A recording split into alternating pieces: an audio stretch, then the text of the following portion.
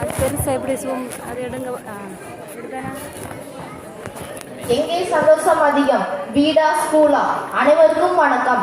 இன்று நாம் பேச போற தலைப்பு மாணவர்களுக்கு பிடித்த விஷயம் எது? காலையில 8 மணிக்கு எந்திரிச்சு அம்மா ப்ளீஸ் 5 நிமிஷம் தூங்குறேன்னு சொல்ற வீடு சந்தோஷம் தருதா? இல்ல யூனிஃபார்ம் போட்டு பேங்க மாட்டி நண்பர்கள் கூட ஆட்டம் போட்டு ஸ்கூல் சந்தோஷம் தருதா? இதை பேசுவதற்கு 2 டீம் ரெடியாக இருக்கிறாங்க. வாங்க பச்சு படிக்க ஆரம்பிக்கலாம். இதான் அது லபி. வீடுதான் ஜாலியாக தலைமை பேச உள்ளார். சார், வீடு தான் பெஸ்ட்டு. ஸ்கூலுன்னு சொன்னாலே எனக்கு காய்ச்சல் வந்துடும். காலையில் சீக்கிரமாக பல்லு தேய்க்கணும், குளிக்கணும். ஐயோ டைம் ஆயிடுச்சு, வேன் வேற வந்துருச்சு, அம்மா வேற கத்துறாங்க. ஏன்னா ஸ்கூல் லீவ்னாலும் நான் 10 மணி வரை தூங்குவேன். யாரும் என்ன கேள்வி கேட்க மாட்டாங்க.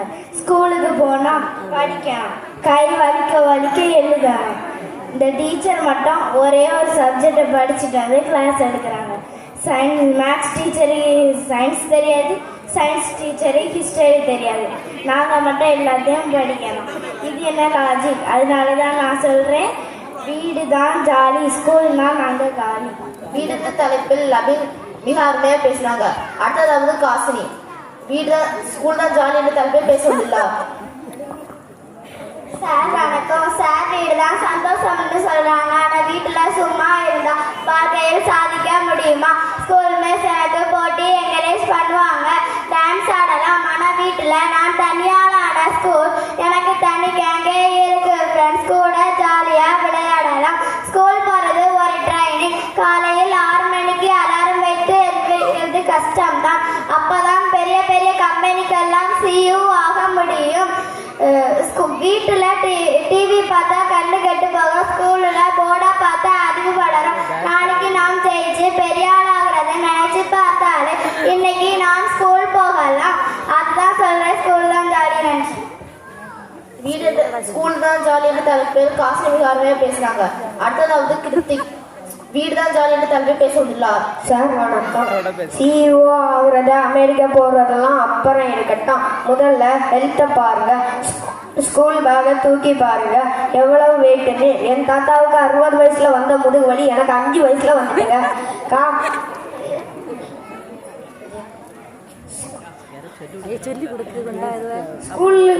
ஸ்கூலுக்கு பேக்கை தூக்கிட்டு படிக்க போறேன்னா இல்லை மலையேற போறேன்னா தெரியலைங்க. காலையில் படிப்பு, மாலை முழுவதும் விளையாட்டு, பாரதியார் கூறுகிறார். ஆனால் காலையில் மட்டுமா படிக்கிறோம்? Special class, tuition class, summer class, winter கிளாஸ்லாம் இருக்கும். லீவு நாளில் கூட நிம்மதி வேணும். அது எங்கள் வீட்டில் தான் கிடைக்கும்.